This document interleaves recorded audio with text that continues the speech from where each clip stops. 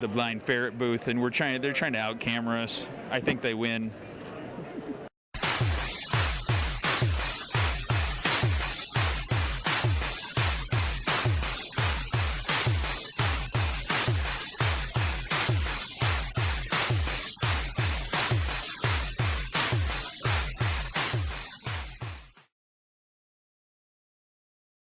All right, guys, we're back. I am out here at the tabletop booth with Bo Radaovich. And Bo, first of all, good to see you again, sir.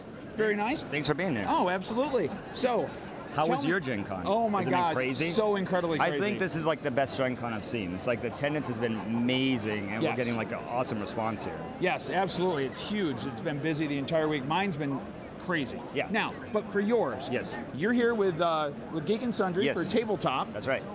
Let's hear it. Give the audience a little bit of what's going on. Okay, so for people who don't know, Tabletop's a hit internet show on Felicia Day's premium YouTube channel. Right. And the way that started is Google spent $100 million last October, not on us, but on all the premium YouTube channels. And Google asked Felicia to do a geeky network. Right.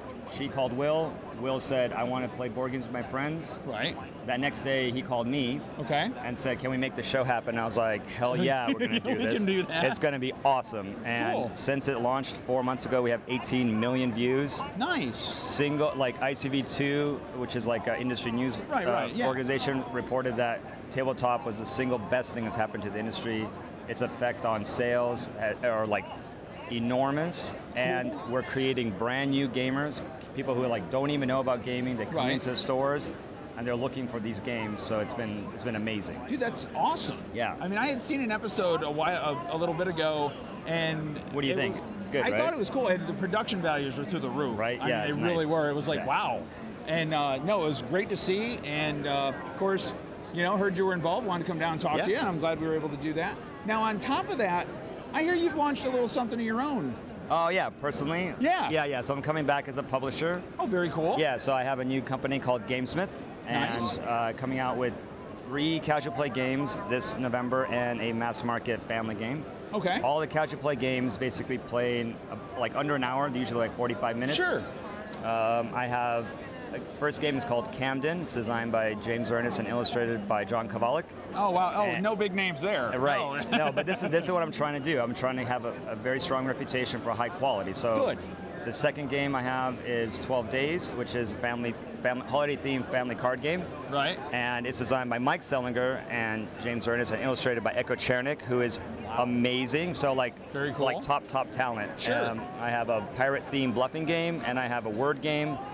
And that's awesome, and I have a Dark Horse license for next year's release, so I'm coming back big. So. Yeah, you are, absolutely, and it's good to see. Good to see you back kicking butt. Yeah. All right, well, hey, guys, again, check out Tabletop. Tabletop, go to geekandsundry.com, check it out, subscribe, link, favorite, and share it, please. You got it, and hey, you just happen to get words about that from Mozu Productions. All right, guys, we're out of here. Bo, thanks for spending the time. No, thank you. We're out. So, Katie, how many Gen Cons have you been to? This is my 3rd Gen Con. Nice. Matt? Second. All right, so you've got the lead on him. A little bit. Don't let him take the lead. Right. No, I think from now on it'll be the 2 of us at Gen Con every year. I imagine it would be really hard to get the lead on her. Just like... Yeah. I mean, she's a somebody. You're the somebody's husband. Exactly. See ya, I'll be back in a couple days. Where are you going? Not Gen Con. Not Gen Con. Definitely not going to Gen Con for 5 days. All right, guys, we're out of here. I'm going to let these guys go. Check out Slash Pizza on YouTube. Just saying. You might see her. Maybe. If I make another video. If she makes another one ever. Good to see you guys. You too, man. We're out. All right, guys, I am out here. We're back at the D&D booth, but we're going to talk a little different now. We're going D&D Online and Menace of the Underdark. I've got Aric from Turbine Games out here. Sir? Good to meet you. Yeah, good to meet you.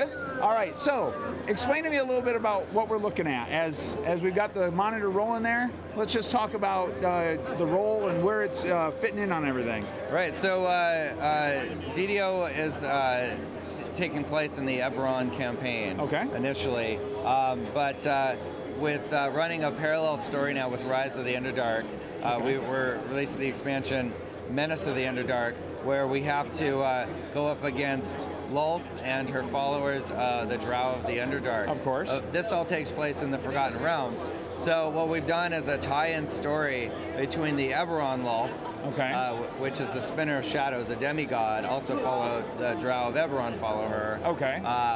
The Forgotten Realms Lolth is actually a goddess, a deity, much more powerful in that universe. So the two of them in our storyline combine forces and actually rip open the fabric of Eberron and start sucking it into the demon web, Lolth's domain. So where we are right now is right at the edge of where that's happening. Okay. It's in the region of Kyber, which is essentially the Underdark of Eberron. Right. And so our path is from Stormreach and Eberron through the demon web, through the Underdark into the demon web, over to the Forgotten Realms Underdark, and up into the Cormyr Forest of the Forgotten Realms. So we're really excited to be able to bring this vision to fans of D&D, fans of Forgotten Realms, and we're going to take you on this little adventure as we enter the demon web. We meet Elminster himself.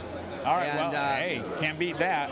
Yeah, so we're really excited not only to have such an iconic Forgotten Realms character, but we are also able to voice Elminster for the first time, let fans hear what they'd envisioned him to sound like all this time. Oh, that's awesome. In fact, Ed Greenwood actually went through and edited our dialogue of him, and there's several story points throughout the adventures in the wilderness of King's Forest where you get story and lore from Elminster, and those were all reviewed and written by him. So we're really trying to keep true to the lore and the story of exactly who this character is. Oh yeah. And now, whoa, that guy's on fire. What's going on there? So we've also introduced the Druid class. Okay. And Druids have shape-shifting abilities. Sure. They're also a pet class, so you can you start out with a little puppy wolf at level 1, and you level together. All right. And you can gear your pet. But as you gain levels, you earn different shapes, wild shape forms that you can take. Right. You start out with a bear or wolf. Okay. Then you can get a more advanced version of those, and then eventually get into elemental form. So we're looking at a fire elemental form. Yeah. So the Druids are really awesome casters. So the fire elemental form allows you to do more damaging fire spells, including a different variety of things that you have to be in fire elemental form to cast. And then there's also the water elemental, similar thing. You're going to be more effective in those forms. Whereas the bear form, you may focus more on trying to pull aggro and be a real tank for the party. Okay. He's going to be stronger. You're going to boost his strength. You're going to have like earthquake spells to knock people over. Nice. Really cool, just powerhouse types of gameplay with that. And then if you're doing something that's more of a DPS role, where you just want to be faster and doing a lot of damage, the wolf form is a great option for that. And we see that there on the screen. It's really cool. Right. Wow. Yeah, that's just really neat, especially as he's changing the effects for the changing are really cool too as he shifts. Yeah, the shape-shifting morph effect, Yeah, we're actually changing the physics on the character when you're doing that. So wow. So it's an action-based MMO, so things like that matter. The height of your character, the hit. Yeah. Those types of things become sort of a smaller box. Right. Well, very cool. So you got this going now. DD Online is still free to play, correct? So how do they get a hold of, when this launches, how do they get a hold of it? Well, so what we have for Menace of the Underdark is we've introduced the epic level content. You can level all the way to 25. We're not charging you to have the ability to do that. Sure.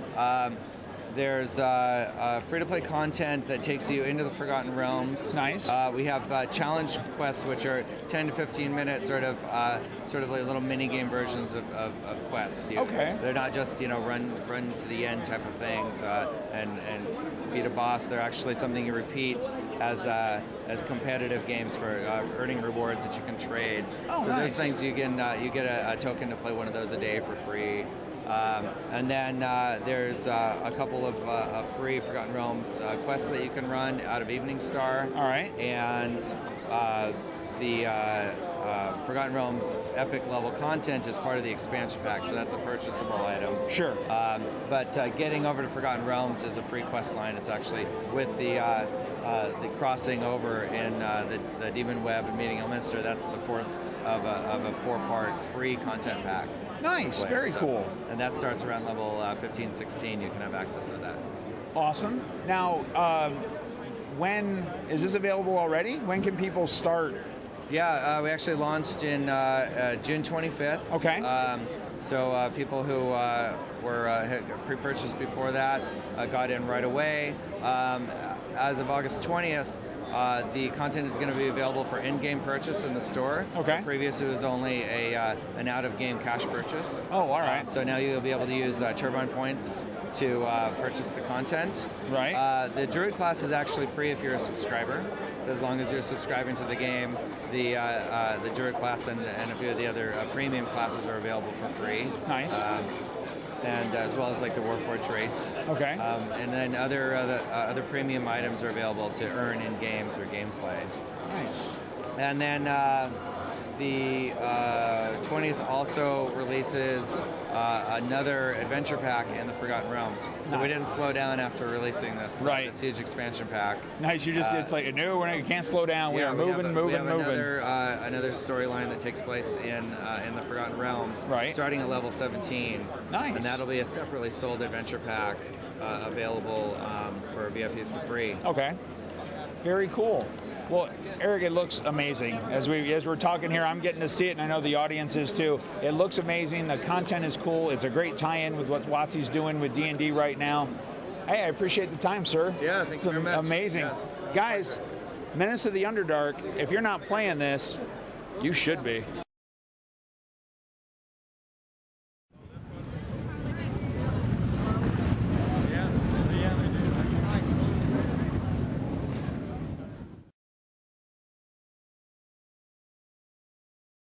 Hey guys, I am back down here at the Soda Pop Miniatures booth, and I'm back with John. John, I hear you've got a little something else you'd like to talk about. Yeah, well, in addition to Super Dungeon Explorer, we're also pushing and promoting Relic Knights, which has been a long-running miniature range of ours, which we're finally putting rules to. It's running right now on Kickstarter. Absolutely. This is running until the 7th of September. Okay. And we have a great range of models, and the reason why we're doing the Kickstarter is we're kicking everything out in a high-quality hard plastic with a big, thick rule book and a bunch of great art, new models, all kinds of great stuff to get people started off good and proper with our game.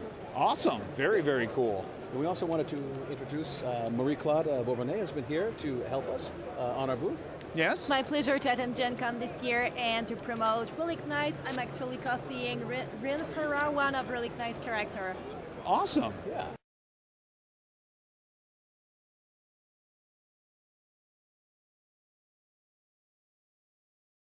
Now you said the Kickstarter ends September 7th. September 7th, right. We're already totally funded, so now we're at that point where we're sprinkling all the fun toys on top. So all right. Really rush out and go check it out. Absolutely, yeah. Go down there and get your claws into that one, guys. It looks like a good time. John, ma'am, thank you very much. And we're out.